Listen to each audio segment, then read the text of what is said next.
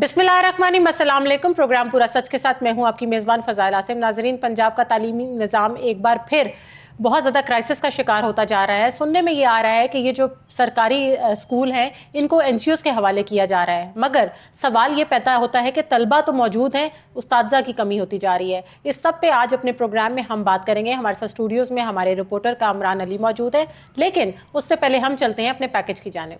पंजाब में अनोखा तलीमी निज़ाम राइज हो गया। सरकारी स्कूलों को निजी एनजीओज़ के हवाले करने के बाद स्टूडेंट्स तो मौजूद हैं मगर पढ़ाने वाला कोई नहीं। पंजाब में तलीमी निज़ाम का ग्राफ मजीद गिरने लगा। सरकारी स्कूलों को प्राइवेट करने के हवाले से किए जाने वाले इकदाम हज़ारों स्टूडेंट्स के आड़े आ गए। हुकूमत पंजाब का स्कूलों को एनजीओज़ के हवाले करने का मनसूबा नाकाम होने लगा। पंजाब एजुकेशन फाउंडेशन और महकमा स्कूल एजुकेशन ने से लाइसेंस होल्डर तंग आ गए। प्राइवेट ऑर्गेनाइजेशन ने सरकारी स्कूल वापस कर दिए, जिसके बायस तलबा और तालिबात का मुस्तकबिल खतरे में पड़ गया। इस वक्त डेरा गाजी खान में 59 मजीद स्कूल के लाइसेंस होल्डर्स ने स्कूल लेने से इनकार कर दिया है। मज़कूरा स्कूलों को कोई पुरसाने हाल नहीं। लाइसेंस होल्डर्स की जानिब से इनकार के बावजूद ताहाल महकमा स्कूल एजुकेशन ने मज़कूरों स्कूलों को वापस ना लिया। ज़राए के मुताबिक सूरत हाल को भांपते हुए लाइसेंस होल्डर्स ने लाइसेंस की फ़ीस भी जमा नहीं करवाई, जिस पर पंजाब के मुतअद्दिद स्कूलों में एक बहरानी कैफियत पैदा हो चुकी है। तरक्की याफ्ता कौमों ने हमेशा तालीम पर तवज्जो देकर ही अपने मकासद को हासिल किया है।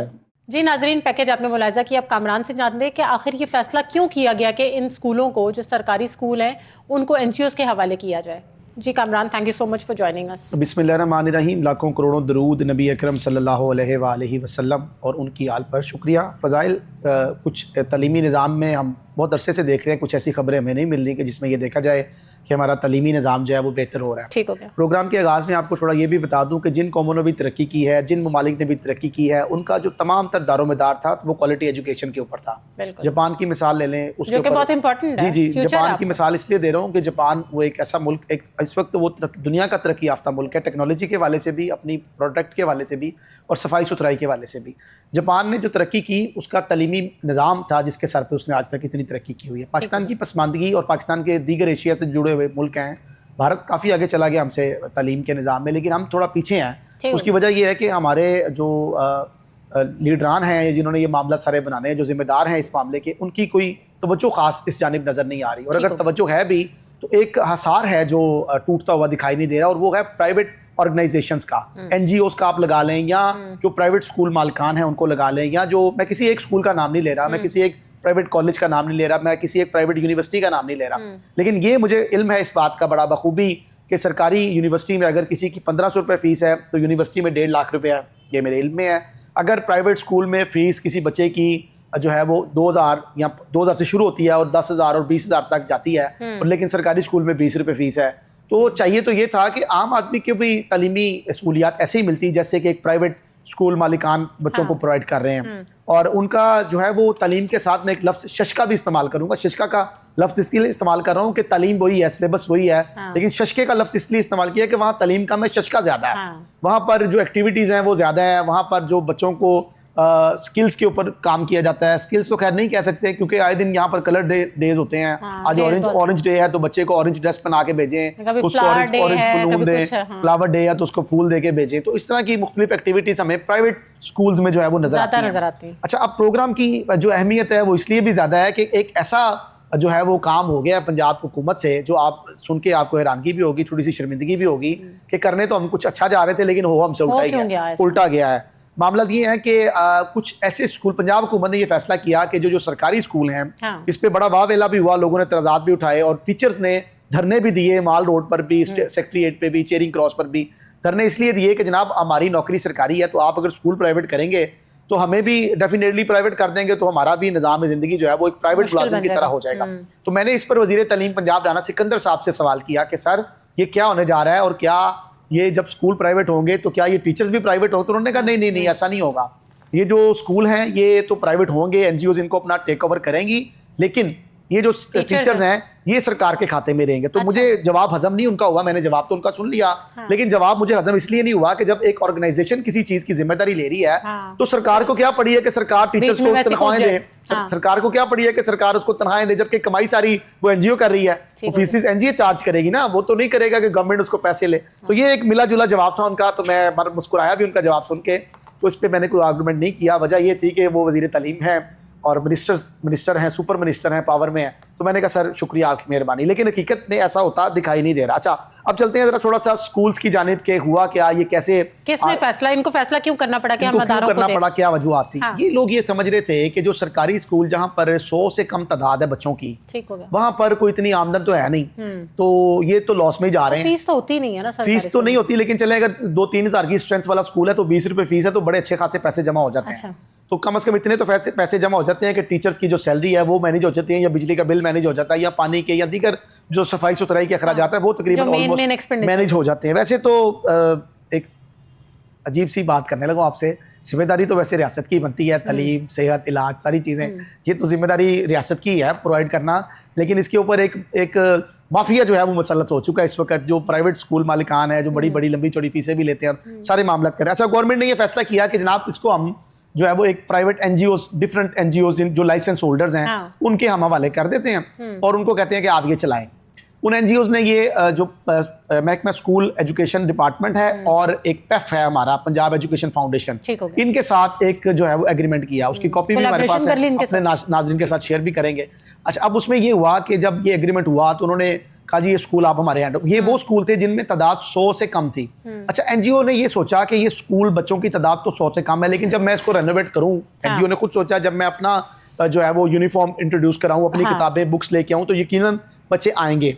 लेकिन एनजीओ को ये नहीं पता था कि यहाँ पर तो लाहौर के बच्चे नहीं पढ़ना चाह रहे, तो वो देहातों के बच्चे कैसे पढ़ेंगे जो फीस अफोर्ड ही नहीं कर सकते। अच्छा, ये अंदाजा नहीं था उनको और वो एग्रीमेंट हो भी गया। अच्छा, अब हम चलते हैं थोड़ा सा आगे। तो जब एग्रीमेंट हुआ तो जब उन्होंने देखा कि वहां पर हुकूमत ने यह कहा कि बच्चों की तादाद 100 से कम होगी तो वो हम स्कूल देंगे फिलहाल पहले मरले में। अभी लाहौर के 3000 स्कूल होने हैं, हम अपने नाज़रीन को पहले किए है कि मतलब 100 से कम स्टूडेंट्स हो तो हम उसको एनजीओ के हवाले कर देंगे। अच्छा, अब उन एनजीओज ने ये किया कि वो स्कूल अपने हैंड ओवर कर लिए। अब वो टीचर्स जो थे सरकारी, उनकी छुट्टी करा दी वहां से। पहले तो ये कह रहे थे वजीर तालीम के जनाब वो टीचर्स को तनख्वाहें हम ही देंगे, लेकिन जैसे ही वो एनजीओ ने टेक ओवर किया तो वो जनाब वहां से टीचर्स को निकाल दिया गया, वो बेरोजगार हो गए। अब एनजीओ ने रखने अपने टीचर। अब एनजीओ जो टीचर रखेगी, अब 100 बच्चे की फीसिस आप एनजीओ 2000 भी रखती है, तो कहाँ जाती है बात? तो तकरीबन मेरा ख्याल है कि कोई 2 लाख के करीब उसकी इनकम बनती है। ऐसे ही है। तो वो जो बच्चे हैं, पहली बात तो ये वो 2000 पे ही नहीं कर सकते। उनके माँ बाप तो ये समझते हैं कि साडा बच्चा थोड़ा बड़ा हो गया है, इन्हू भेजिए किसी काम पे या 400-500 रुपए शाम को घर लेके, बेचारे तो यूनिफॉर्म भी नहीं खरीद सके, देहाती लोग हैं बिल्कुल। अब एनजीओ ने ये सोचा कि ये तो मतलब थोड़ा मुश्किल काम हो गया, अब कैसे इनसे फीसिस ली जाए और कैसे इनको मैनेज किया जाए। और वो बड़ी बात ये है कि वो बच्चे पढ़ना भी नहीं चाहते, उनको तो एक खुसूसी अवेयरनेस की भी जरूरत है ना, साथ एक कंपेन करें, उनके वालिदैन को समझाएं कि ये बच्चे हमारे मुल्क का मुस्तकबिल है, इनको आप पढ़ाएं। तो ऐसी एक कंपेन की भी जरूरत थी इस प्रोग्राम को शुरू करने से पहले। अब तो कुछ नहीं हो सकता, खैर अब तो 59 स्कूल जो है वो वापस आ गए। और मजेदारी की बात बताऊं, इस वक्त उन स्कूलों का हाल एक यतीम बच्चे से भी बदतर है। नहीं तो वजह ये है, स्कूलों ने लाइसेंस होल्डर्स ने इनकार किया था। मैं बताने लगा हूं कि उन स्कूलों की हालत जार इस वक्त एक यतीम बच्चे से भी बदतर है। अच्छा। वजह ये है कि ना तो उनको वो एनजीओ कबूल करने के लिए तैयार है और ना ही महकमा स्कूल एजुकेशन उनको कबूल करने के लिए तैयार है। अच्छा। और हैरानकुन बात यह है कि बच्चे तो स्कूल आते हैं मगर वहां पढ़ाने वाला कोई नहीं है। अब ये सूरत वो उस्ताद तो उन्होंने फारिग कर दिए थे। अब देखिए, अब बच्चे तो स्कूल आते हैं मगर वहां पढ़ाने वाला कोई नहीं है। एनजीओ कह रही है जनाब मैंने नहीं लेने। अब ये एक दूसरे की तरफ बॉल फेंक रहे हैं, वो कहते हैं मैंने नहीं पकड़ना, वो कहते हैं तुम पकड़ो, वो कहते हैं मैंने नहीं पकड़ा तुम पकड़ो, ये एक दूसरे के ऊपर डाल रहे हैं। इसका सलूशन क्या है? अब सलूशन तो देखें, हुकूमत ने इसका निकालना है, इनको वापस उसी पैटर्न पे चले जाएं और उन्हीं टीचर्स को दोबारा बुला लें और उनका जो जो सिस्टम जैसे जैसे चीजें चल रही थी अगर चलाएं तो यकीनन कुछ बहुत ज्यादा नहीं तो थोड़े से बच्चे जो वहां पढ़ रहे थे वो तालीम की सहूलतों से जो है वो मुस्तफीद हो सके। मगर अभी सूरत हाल जो है वो बड़ी गंभीर हो चुकी है और ये डेरा गाजी खान के स्कूल हैं, 59 स्कूल, जहाँ का जो चार्ज है वो एनजीओ ने छोड़ दिया। उन्होंने कहा जी हमने नहीं लेना। और सबसे अहम बात यह है कि इन्होंने फीसें जमा नहीं कराई। नहीं तो हुकूमत को क्या लगा था कि हम ये 100 से कम बच्चों वाले स्कूल्स अगर हम एनजीओ को दे देंगे तो क्या एकदम चल पड़ेंगे? देखें ना, सिस्टम होता है। हुकूमत ने अपनी जान छुड़ाई है इन स्कूलों को एनजीओ के हवाले करके कि यहाँ पर 100 की स्ट्रेंथ है, हम क्या करेंगे? और सैलरियां देनी पड़ती हैं, बिजली के बिल देने पड़ते हैं, तो ये पंजाब के सरकारी खजाने पे बोझ है। तो क्यों ना हम इसको किसी एनजीओ के हवाले कर दें, तो एनजीओ खुद ही चलाएगी। देखिए वो काम पॉजिटिव करते करते वो तो एनजीओज भी अब बड़ी तब्दील हो चुकी हैं। एनजीओज का बुनियादी काम तो होता है लोगों की फलाह पे काम करना। बड़ी बड़ी ऑर्गेनाइजेशंस हैं पूरी दुनिया में, वर्ल्ड वाइड काम कर रही हैं। उनका काम यही है बुनियादी फजाइल के वो जाती हैं और गरीब लोगों, जहाँ जहाँ मुतवसत तबका होता है, उनको राशन, उनको तालीमी सहूलियात, उनको हेल्थ के मसाइल, उनको लोग जाके खुद मिलते हैं। बाकायदा तौर पर वफ्द बने हुए हैं, बाकायदा तौर पर टीमें बनी हुई हैं। लेकिन हमारे यहाँ पता नहीं कौन सी एनजीओ आ गई है जिसने सोच लिया कि मैं बिजनेस करूंगी तो मुझे फायदा होगा और ये वापस कर रही है। अगर वो हकीकतन देखें, मैं तो वज़ीर तालीम पंजाब राना सिकंदर साहब से कहूँगा सर कि अगर वाकई रियल में वो एनजीओज हैं, अगर लोगों के लिए काम करने वाली हैं, तो आप प्लीज उनको कहें कि बच्चों को पढ़ाएं। नहीं, और तो अगर इस सारी सिचुएशन से आप क्या देख रहे हैं, ज्यादा असर किस पे पड़ रहा है? देखें ना, देखिए बच्चों का मुस्तकबिल खराब, बिल्कुल बच्चों का मुस्तकबिल खराब हो रहा है। तो मैं दूसरी बात ये कहूंगा कि हमें चाहिए ये था थोड़ा सा कि जो लाइसेंस होल्डर्स, जो स्कूल मालिकान हैं जिन्होंने ये एनजीओज के साथ एग्रीमेंट सारा किया, कम से कम आप इनको चेक तो कर लेते कि ये काम करेंगी, ये बिजनेस करने के। अगर इन्होंने बिजनेस ही करना था तो फिर बड़ा अच्छा था सर। लाहौर में इतने नामी गिरामी स्कूल हैं, आप उनको कहते वो अपना सबलेट कर देते, इसको छोटे छोटे वो ब्रांचेस बना देते, जिस तरह अलाइट स्कूल ने भी अपना नीचे एक छोटा स्कूल बनाया हुआ गरीब बच्चों के लिए, एलजीएस ने भी बनाया हुआ है, दीगर स्कूल ने भी अपने छोटे छोटे स्कूल बनाए जो बच्चे पे नहीं कर सकते, उनके लिए इन्होंने अलग कैंपसेस बनाए हुए छोटे छोटे, जो फलाही। इमरान, आपको क्या लग रहा है कि जो अब ये फिर सरकारी निजाम तो बहुत ज्यादा मोरल डाउन नहीं हो गया, तो प्राइवेट माफिया तो फिर अपर हैंड पे आता जा रहा है? देखें, ये तो एक आपके सामने ही है सारी चीजें। हम तो एक पेशेंट गोई कर सकते हैं, हमारे पास कोई सजा जजा का निजाम तो नहीं, हम तो अपने नाज़रीन को बता सकते हैं। लेकिन सूरत हाल कुछ इस तरह की है कि जैसे सरकारी यूनिवर्सिटीज में, सरकारी कॉलेजेस में, सरकारी स्कूलों में तालीम का जो मोराल है उसको गिराया जा रहा है। उसकी वजह यह है कि जब तालीम नहीं होगी तो फिर यकीनन लोग अपने बच्चों को पढ़ाने के लिए प्राइवेट अदारों का रुख करेंगे और वहां पर मोटी मोटी फीसें पे करेंगे। उसकी वजह जो लोग अफोर्ड ही नहीं कर सकते वो क्या करेंगे? वो फिर अपने बच्चों को कहीं ना कहीं काम दिलवाएं, हुनर सिखाएंगे, कोई हुनर सिखाएं, कोई काम कराएं, ताकि उनके घर का किचन भी अच्छा चले और फिर ये जो तालीमी मामलात हैं इनसे जरा बाहर आए। लेकिन कोई कौम ऐसी, तारीख ये कहती है कि कोई ऐसी कौम तरक्की नहीं कर सकी जिसने अपनी तालीम के ऊपर तवज्जो नहीं दी। जिन कौमों ने अपनी तालीम पर तवज्जो दी है, जिंदा मिसालें आपके पास मौजूद हैं। आज उनका आप रैंक देख लें, आप उनकी तरक्की देख लें, उनके मुल्क के हालात देख लें, उन्होंने किसी का कोई कर्जा नहीं देना। नहीं तो फिर अगर आप देखें ना, एनजीओ को समझ नजर आ रहा है कि हम ये नहीं कर सकते, तो फिर गवर्नमेंट अपने स्कूल वापस क्यों नहीं ले रही, हुकूमत क्यों नहीं ले रही? गवर्नमेंट दे चुकी है ना। अब गवर्नमेंट तो इसलिए दे रही थी कि 100 बच्चा है, हमने हमारे ऊपर से लोड उतर जाए, हमारे ऊपर से लोड उतरे। अब वो भी नहीं लेने के लिए तैयार और ये भी लेने के लिए तैयार नहीं। लेकिन खतरे में किसका मुस्तकबिल पड़ गया? मेरे कौम के बच्चों का, आपके और मेरे इस कौम के जो बच्चे हैं, टीचर्स जो जिनको निकाल दिया, जी बिल्कुल, उनका रोजगार भी खत्म हो गया और जो इस कौम के बच्चे हैं उनका मुस्तकबिल खतरे में पड़ गया, जिसकी किसी को फिक्र नहीं है। देखें ना, सरकारी नौकरी में लोग इसीलिए आते हैं ना कि आपका मतलब फ्यूचर एक सिक्योर होता है, आप रिटायर होते हैं, उसके बाद आपको पेंशन मिलना शुरू हो जाती है। देखिए वो तो सिलसिला कार इन्होंने बंद कर ही दिया है। वो बेचारे, वो भी जो है वो अब इस वक्त दर बदर की ठोकरें खाने पे मजबूर हैं। अच्छा। सरकारी नौकरी का हर बंदे को उम्मीद होती है कि मैं कल को रिटायर्ड हो जाऊंगा। सरकारी नौकरी तो मेरा ख्याल है मिलनी भी कोई नहीं है, तो सारा कॉन्ट्रैक्ट बेसिस काम होता है, कॉन्ट्रैक्ट बेस हो रहा है। लेकिन मैं आपको बताऊं कि ये जो इस वक्त सूरत हाल है पंजाब के तालीमी निज़ाम की, जिसमें डेरा गाजी खान के 59 स्कूल हम सामने लेके आए हैं, जो कि जो एनजीओ जिसने अपने हैंड ओवर करने थे उसने इनकार कर दिया कि मुझे नहीं चाहिए, आप लोग वापस रखें। तो ये लोग वापस भी नहीं ले रहे और वो स्कूल इस वक्त जो है वो हवा में खड़े हैं, उनका कोई पुरसान हाल नहीं है। हुकूमत को चाहिए कि दोबारा, अगर देखें मिस्टेक्स हो जाती हैं, कोई बड़ी बात नहीं है, लेकिन कम से कम बच्चों के मुस्तकबिल के साथ तो आप लोग ना खेलें। आप उसको दोबारा, अगर वो नहीं लेना चाह रही तो स्कूल तो वहीं पर, बिल्डिंग्स तो वहीं पर कायम है, सरकार की बिल्डिंग्स है, सरकारी फर्नीचर है, सारी चीज़ें वहाँ पर वैसे ही पड़ी हुई हैं। आप टीचर्स को कॉल्स करें और दोबारा उनको बुलाएं ताकि वो बच्चों को, जैसे भी छोटा मोटा जो निज़ाम चल रहा था, जैसे भी थोड़ी बहुत तालीम वो बच्चे हासिल कर रहे थे, उनको वैसे ही मिलनी चाहिए। उनका बुनियादी हक है, रियासत की जिम्मेदारी है बच्चों को तालीम देना, उनकी सेहत का ख्याल रखना और मुआशी जो सूरत हाल है, खाने पीने का भी मैं कह रहा हूँ। सुनने में तो आ रहा था कि अब खाना पीना आपको पता आजकल बड़ा महंगा हो गया है। सरकारी घरों को उन्होंने सरकारी स्कूलों को उन्होंने बहुत ज्यादा अच्छा कर दिया है, इम्प्रूव कर दिया है, लेकिन वो तो रियासत जो है वो उसकी बुनियादी जिम्मेदारी आवाम के खाने पीने का ख्याल भी रखना है, जो आजकल आपको पता बड़ा नापैद होता जा रहा है। खाना पीना बहुत महंगा हो गया और एक न्यूट्रिशन प्रोग्राम भी शुरू किया हुआ है। अगर आपके इल्म में हो तो दूध के डब्बे जो है वो डेरा गाजी खान और इससे मुल्क का इजला जो है वहाँ पर मुफ्त दिए जाते हैं, ताकि बच्चों की जो है वो सेहत बरकरार रह सके। तो सवाल ये है कि न्यूट्रिशन प्रोग्राम भी नज़र आ रहा है, वो भी डेरा गाजी खान से शुरू किया गया और अब ये स्कूल जो 59 वापस हुए हैं ये भी डेरा गाजी खान के ही हैं। तो ठीक है, दही पसमानदा इलाकों में हुकूमत पंजाब इनिशिएटिव्स ले रही है बड़े अच्छे अच्छे, तो हम खुश हैं इस बात पे। लेकिन मैं ये समझता हूँ कि अगर स्कूल ही नहीं है तो फिर दूध के डिब्बे और ये सारी चीज़ें कहाँ जा रही हैं, कहाँ से आ रही हैं, किसको मिल रहा है, किसको नहीं मिल रहा। खैर ये एक अपनी जगह पे सवाल, बैलेंस क्या है, ये सवाल अपनी जगह पर मौजूद है। लेकिन असल जो बात है वो ये है कि अगर इसका मतलब है कि अगर आपने अच्छी तालीम हासिल करनी है तो फिर आपका ताल्लुक किसी दही इलाके से नहीं होना चाहिए, आपका ताल्लुक किसी शहरी इलाके से होना चाहिए। आपका ताल्लुक कराची से, आपका ताल्लुक लाहौर से, आपका ताल्लुक बड़े जो इजला हैं, पेशावर हैं, पिंडी है, इस्लामाबाद है और इस तरह के दीगर जो डेवलप एरियाज़ हैं, आपका ताल्लुक वहाँ हो तो फिर ही आपको अच्छी तालीम, मेयारी सेहत और बाकी चीज़ें जो हैं वो अच्छा लाइफस्टाइल आपका फिर ही गुजर सकता है अगर आपका शहरी इलाकों से ताल्लुक हो। निशानदेही हमने इसलिए किया है कि ये प्रोजेक्ट जो था, जब ये शुरू होना था तो उस वक्त भी इसे तनकीद का सामना करना पड़ा। बहुत से लोगों ने सवालात किए, मैंने भी सवाल किया वज़ीर तालीम से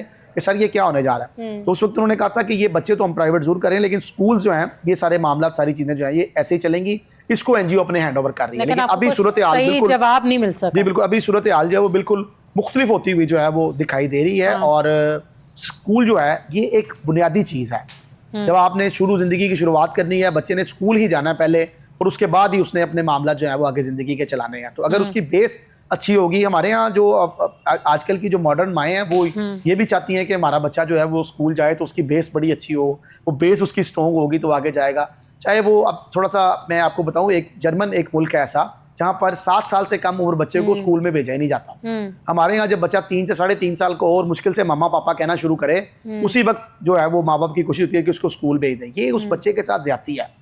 ये इसके ऊपर हम मुख्तलिफ जो है वो माहिरीन से राय भी ले चुके हैं, मुख्तलिफ लोगों से बातचीत भी इसके ऊपर कर चुके हैं। क्यों नहीं आ रही कि अगर एजुकेशन सिस्टम डाउन होगा तो उससे हमारे माशरे पे क्या असर पड़ेगा? बिल्कुल ऐसे ही है। जब आपने 3.5 साल के बच्चे के ऊपर इतना प्रेशर डाल दिया है, जिसने अभी खेलना कूदना था, और जर्मन देखें, जर्मन एक तरक्की याफ्ता मुल्क है। किसी मुल्क में भी 5 साल से 7 साल से, जर्मन में तो 7 साल से बिल्कुल कम। अमेरिका में, कनाडा में चले जाएं, ऑस्ट्रेलिया में चले जाएं आप, वहां पर 5 साल से छोटा बच्चा स्कूल में नहीं आता। और कहते हैं 2 साल तो उनको ट्रेनिंग दी जाती है सिर्फ हाथ धोने की, अपने आप को साफ सुथरा रखने की, 5 साल वॉशरूम से कैसे आना है, कैसे जाना है। 5 साल के बाद जब बच्चा वो लेते हैं तो वो बच्चे को बिल्कुल रिलैक्स रखते हैं टिल ग्रेड 5-6 आप कह लें।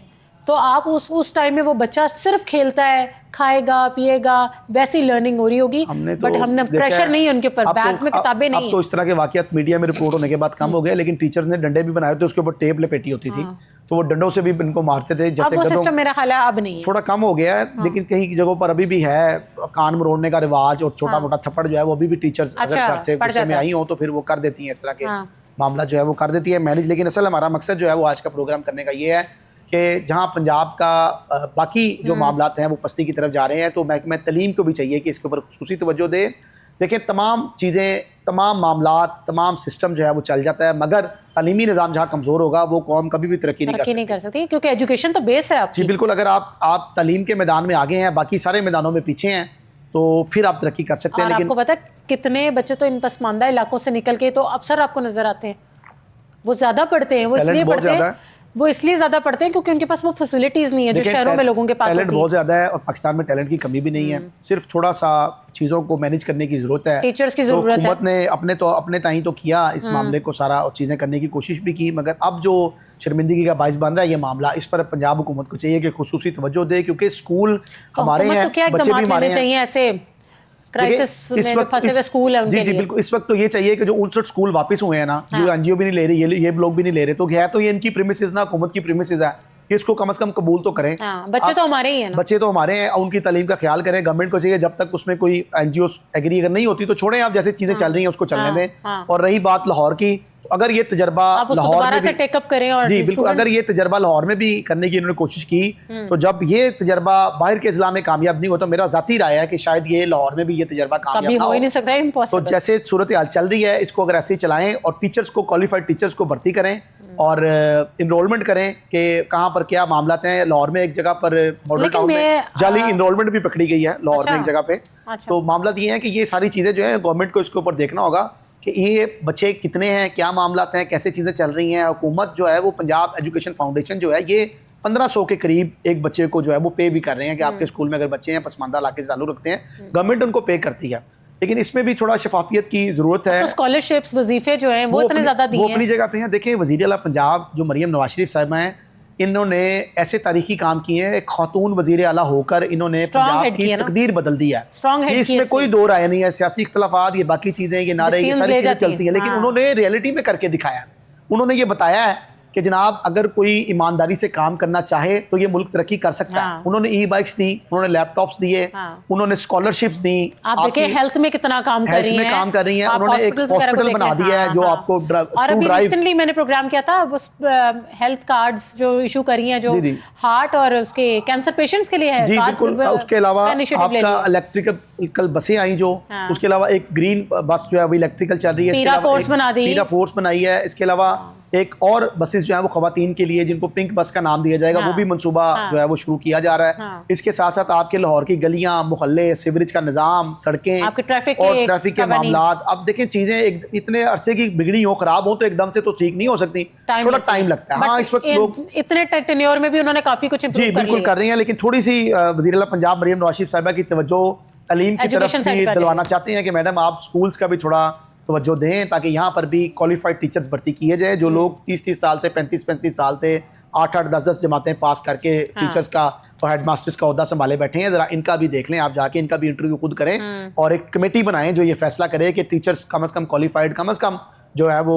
बीए या एमए के लेवल तक जो लोग हो जिन्होंने क्वालिफिकेशन हासिल की हो। और अब तो जदीद दौर है, लड़कियां बड़े बड़े अच्छे कोर्सेज भी कर रही हैं, आईटी की तरफ भी जा रही हैं, कंप्यूटर साइंस की तरफ भी जा रही हैं और भी बड़े मामला अब तो दौर ही आईटी का है। अब दौर ही आईटी का, तो आप जो है वो आईटी की तरफ भी बच्चों को सिखाएं, बच्चे सीखना चाहते हैं। ये टिकटॉक, फेसबुक और यूट्यूब खाली हमारे बच्चों का मुस्तकबिल नहीं है। देखें, हम चाहते हैं कि हमारे बच्चे जो है ना दीगर, कल ही मैं रिपोर्ट देख रही थी बीबीसी की, उन्होंने ना ऑस्ट्रेलिया में बिल्कुल बैन कर दिया सोशल मीडिया, टोटली बैन कर दिया। 16 इयर्स की एज से पहले बच्चा सोशल मीडिया नहीं देख सकता। ये तो बड़ा अच्छा इनिशिएटिव है जी। ऐसे एकदम हमारे मुल्क में भी होना चाहिए। हाँ, बिल्कुल होने चाहिए। ये अगर ये हमारी तो नस्ल तबाह हो रही है, इनके लिए कुछ मुश्किल नहीं है, ये कर भी सकती है। अगर ये इस तरह का कोई चाइना में बैन है, कानून नाफिजुल अमल हो जाता है अगर, तो ये बड़ा अच्छा है, हमारे बच्चों के लिए बेहतर है। जो हमें करना चाहिए वो हम कर नहीं रहे। ये बहुत बड़ा इकदाम है और ये हमारे भी मुल्क के लिए बहुत इंपॉर्टेंट है। फजाइल जो हमें करना चाहिए ना वो कर नहीं रहे। हम किसी और सिमत में जा रहे हैं। मतलब एक तो ये हम अपनी कौमी जुबान से बड़ा पीछे चले गए हैं। पंजाबी हमारी मादरी जुबान है, वो हम नहीं बोल रहे। स्कूल्स में आप जाके देखें सब कुछ इंग्लिश में चल रहा है। इटली ने पाबंदी लगा दी। इटली ने कहा जो कुछ चलेगा इटली की जुबान में चलेगा। अच्छा, अपनी लैंग्वेज, मदर लैंग्वेज। बिल्कुल, उन्होंने कहा जी जो इंग्लिश में कोई लेटर जारी करेगा उसको फाइन होगा और वो जेल भी जाएगा। इटली की जुबान, मादरी जुबान इटली की जो है, आप दूसरी जुबान के चक्कर में अपना असल भूल जाते हैं। बिल्कुल ऐसे ही है। और अगर हम अपनी कौमी जुबान, आपकी रूट सब उर्दू है और हमारी जो मादरी जुबान पंजाब से ताल्लुक रखने वाले पंजाबियों की माँ बोली जुबान है, अगर इस पे ऊपर भी काम किया जाए, एक सब्जेक्ट पंजाबी। लेकिन माजरत के साथ कुछ पेरेंट्स बहुत ज्यादा फोकस करते हैं कि हमारे बच्चे अंग्रेजी बोले, इंग्लिश बोले। ठीक कह रही हैं आप। और पंजाबी को तो वैसे भी गालियों की जुबान का दर्जा दिया गया कि जी, हालांकि अगर इसमें पेरेंट्स का भी बड़ा रोल है हमारे, आप उनके साथ बोले जी, ये भी एक कॉम्प्लेक्स है, लोगों में बहुत ज्यादा पाया जाता है। जो सूफी बुजुर्ग हैं, अगर उनकी शायरी को पढ़ा जाए, जिसमें बाबा बुल्ले शाह, बाबा फरीद साहब और बहुत दीगर जो शख्सियात हैं, उनकी अगर शायरी को आप पढ़ें तो आप देखें कि किस तरह उन्होंने जो तमाम हकायक हैं वो पंजाबी ज़बान में बयान किए। लेकिन आने वाले दिनों में मुझे लग रहा है शायद बच्चे हमारे उर्दू बोलना भी छोड़ देंगे। क्योंकि स्कूल्स में भी सारे बच्चे, मैडम्स जो भी हैं, वो कह रही है हमसे इंग्लिश में बात करनी है। अगर आपने वॉशरूम जाना है तो इंग्लिश में पूछें, अगर आपने खड़े होना है इंग्लिश में पूछें, अगर आपने बैठना है इंग्लिश में। शायद आपने नोटिस नहीं किया, बड़े प्राइवेट ये जो माफियाज हैं, इन प्राइवेट स्कूल्स में डालने का मकसद ही यही है कि जी हमारे बच्चों की बेस बहुत अच्छी बनती है। बेस क्या है जी? हमारा बच्चा अंग्रेजी अच्छी बोलता है। जी, बेस मैंने वही किया आपसे कि बेस की बड़ी फिक्र है वालिदैन को। लेकिन उसकी अपनी जाती बेस की फिक्र नहीं है कि उसकी उम्र कम है, हम उसको पहले वक्त से पहले भेज रहे हैं। ये इसकी फिक्र नहीं है। ये फिक्र है कि इसकी बेस अच्छी बन जाए, लेकिन कम से कम उसके थोड़ा ज़हन मैच्योर हो, उसके खेलने कूदने की उम्र से उसको बाहर आने दें। और जितना हम बच्चों को फ्रीडम देंगे, जितना हम बच्चों के साथ इन्वॉल्व होंगे, डेफिनेटली बच्चे उतनी अच्छा ट्रेन करेंगे। दीनी तालीम पे भी फोकस होना बहुत जरूरी है। उसके साथ भी बिल्कुल दीनी तालीम तो अब आहिस्ता आहिस्ता जो है वो बुक्स में भी, हमें सिलेबस में भी कम नज़र आती है और वैसे भी हमें जो है वो ये चीज़ें थोड़ा कम होती नज़र आ रही है। इसकी बड़ी और बुनियादी वजह सोशल मीडिया का बेदरेग इस्तेमाल है। आपने अभी कहा कुछ देर पहले कि ऑस्ट्रेलिया में पाबंदी लगाई है, तो ऑस्ट्रेलिया ने अपने मुल्क के साथ इंसाफ किया है। उम्मीद हम भी करते हैं कि हमारे मुल्क के साथ भी 16 साल से पहले बच्चे को सोशल मीडिया वो नहीं चला सकता। वो ट्राई भी करेगा तो मेरा ख्याल है कोई पता नहीं लॉगिन्स होंगे या कुछ इस तरह का सिस्टम उन्होंने बनाया है। और ये हमारे मुल्क के लिए बहुत इंपॉर्टेंट है, जरूरी है। हमारी तो नस्ल तबाह होगी टिकटॉक के चक्करों में लग के। हमने तो टिकटॉक के बच्चियों ने 5-5 6 अकाउंट्स बनाए। हमारे बच्चे लगे 5-5 6 अकाउंट्स बनाए हुए हैं। फेसबुक के 2-3 अकाउंट बनाए हुए हैं, इंस्टाग्राम के 2-3, एक बंदे ने 3-3 4-4 अकाउंट बना के रखे हैं। सोशल मीडिया के थ्रू आपके बच्चे गलत ट्रैक पे चले जाते हैं, बैटिंग एप्स वगैरह मिल जाती हैं, गेम्स में सारा कुछ हो रहा है। ये जो दीगर गेम्स है, मैं नाम नहीं ले रहा किसी गेम्स का, लेकिन ये गेम्स में भी सूरत हाल इस तरह की चल रही है कि बच्चे उसको खेलते हैं और फिर अर्निंग आना शुरू हो जाती है, तो फिर वो अपनी तालीम छोड़कर इसी काम में लग जाते हैं। टारगेट तो हमारा पैसे कमाने, पढ़ के भी तो पैसे ही कमाने थे और वो उसके बाद उसमें आपको बिल्कुल ऐसे फंसा लेते हैं कि आपका दिमाग। लेकिन ये बात आप याद रखें कि अगर आप पढ़े लिखे नहीं है ना, अगर आपने तालीम हासिल नहीं की, तो फिर आप दुनिया के किसी भी मैदान में चले जाएं, दुनिया की किसी भी सीट पर बैठ जाएं, आप इंसाफ नहीं कर सकते। आप इंसाफ नहीं कर सकते। अगर आपने पढ़ा लिखा है, किताबों में किया है और उसको स्टडी किया और अपनी ज़िंदगी के ऊपर अप्लाई किया, तो फिर आप एक बेहतर फैसला भी कर सकते हैं और अपने साथ भी इंसाफ कर सकते हैं। लेकिन अगर आपने शॉर्टकट्स लिए हैं, आपने तालीम हासिल नहीं की और उसके बाद आप किसी बड़ी सीट पर बैठ गए हैं, तो ये उस ओहदे के साथ भी ज्यादती है और आपकी अपनी जात के साथ भी ज्यादती है। अगर तो आपने बिजनेस करना है और अगर आपने सरकारी इदारों की सीटों पर नहीं बैठना, तो फिर तो आप जमा तफरीक सीखने को। कामरान, आपको क्या लगता है हुकूमत एकदम अब क्या इकदाम लेके इन बेचारे जो बच्चों का फ्यूचर एट स्टेक लग गया और टीचर्स जो सरकारी मुलाजिम थी और उनको उन्होंने फारिग कर दिया एनजीओ ने, तो वो क्या करें एकदम उनका भी बेहतरी आ जाए और बच्चों के लिए भी सोचा जा सकता है? देखिए, बड़ा खूबसूरत आपका सवाल है। हम तो ये चाहते हैं कि जैसे सिस्टम चल रहा था उसको वैसे ही चलने दें। उसकी वजह ये है कि कम से कम 100 बच्चा ही था एक स्कूल में, आ तो रहा था, हाँ। तालीम हासिल कर तो रहा था, टीचर्स जो अपने घरों से आ रहे थे उनका कम से कम सैलरी मिलती थी, उनके कोई मामला चल तो रहे थे। हाँ। और अब अगर वो चीज़ें नहीं होंगी, एक तो उन टीचर्स के घर का चूल्हा बंद हो गया, ऐसे ही। पहली बात। दूसरी बात ये है कि वो जो बच्चे पढ़ रहे आ रहे थे, हाँ। जो अब स्कूल की दीवारों पर देख के घर वापस चले जाते हैं कि वहाँ पर कोई टीचर ही नहीं है पढ़ाने के लिए, ये भी शर्मिंदगी का बाइस है। और और देखिए जो बच्चे देखिए हर तरह का बच्चा है ना, कुछ पढ़ना नहीं चाहते, कुछ जबरदस्ती आ रहे होते हैं, और जो पढ़ने वाले हैं उनका भी देखे ना क्या हाल हो जाएगा, वो भी नहीं पढ़ने से पढ़ने बागी हो में जाएंगे। कासिर हो जाएंगे। और दूसरी बात यह है कि वो अगर 100 बच्चा है तो 100 बच्चे के साथ 100 खानदानों का मुस्तकबिल जुड़ा हुआ ऐसा है। ही है। माँ बाप चाहते हैं ये कि हमारा बच्चा पढ़े, किसी अच्छी जगह पे जाके नौकरी किसी अच्छी करे, पोस्ट पे हाँ। नौकरी करे, अपने घर की अपनी जिंदगी को बेहतर तरीके से। ऐसे ही। हर माँ बाप की, ये बिला तफरीक हर माँ बाप की ख्वाहिश है, इसमें कोई दूसरी राय नहीं। हर माँ बाप ये चाहते हैं कि हमारा बच्चा अच्छी पोस्ट पे हो, उसका लिविंग स्टाइल अच्छा हो, वो पढ़ा ऐसे। लिखा हो, उसको बोलने की तमीज़ हो, वो मुआशरे में एक बावकार जिंदगी गुजारे। ये तो हर माँ बाप की ख्वाहिश है, लेकिन बिल्कुल। इसको पूरा करने के लिए सोचता तो हर शख्स है, मगर अब जो रुकावटें आ आगे रही से हुकूमत का रोल है वही ना अर्ज कि कर रहा हूँ, अब वो रुकावटें जो आ रही हैं वो तो हुकूमत ने दूर करनी है ना। हाँ, अब हर बंदा अपने बच्चे के लिए अलग से कमरा या स्कूल तो नहीं बना सकता ऐसे ही ना। है। एजुकेशन हासिल करने के लिए तो उसको स्कूल में ही जाना है, और ऐसे जब ही। स्कूल वो जाए आगे से उसको टीचर ना मिले और पता ये चले कि जनाब ये एक एनजीओ के थ्रू हमने हवाले किया स्कूल को, और वापस स्कूल जो है वो हुकूमत के खाते में पड़ गया, लेकिन हुकूमत भी उसको लेने के लिए तैयार नहीं है। तो ये मामला बड़ा शर्मिंदगी का बाइस है कि एक चीज आपने दी और अगले आगे से एक्सेप्ट नहीं हुई, तो फिर आप खुद भी नहीं ले रहे उसको। तो वो इस चीजों को सबको हवा में ना करें सर। ये हमारा मुल्क है, हमारे बच्चे हैं, तो इनकी तालीम भी सर, हमारा जो इनकी तालीम भी सर जरूरी है। हाँ। तो इनके लिए जरूरी यही है सर कि आप जो है इसके ऊपर खुसूसी नजरसानी करें। एनजीओ नहीं ले रही, ना लें, आप लोग तो बैठे हुए हैं, जिम्मेदार हैं सर, और स्टाफ बैठा हुआ है, महकमा स्कूल एजुकेशन के अफसरान बैठे हैं, इतनी लंबी लंबी उनकी तनख्वाहें हैं, पंजाब एजुकेशन फाउंडेशन के अफसरान की बड़ी मोटी मोटी तगड़ी तनख्वाहें हैं, पेट्रोल है, गाड़ियाँ हैं, और स्टाफ मिला हुआ है जनाब की खिदमत के लिए। तो सर आप थोड़ा सा वक्त निकालें और डेरा गाजी खान का एक विजिट करें, और ये जो 59 स्कूलों का मामला इस वक्त हाईलाइट हुआ है इसके ऊपर जरा तवज्जो दें, ताकि स्कूल कोई कम नहीं है, ताकि इन बच्चों का मुस्तकबिल जो है वो बेहतर हो सके।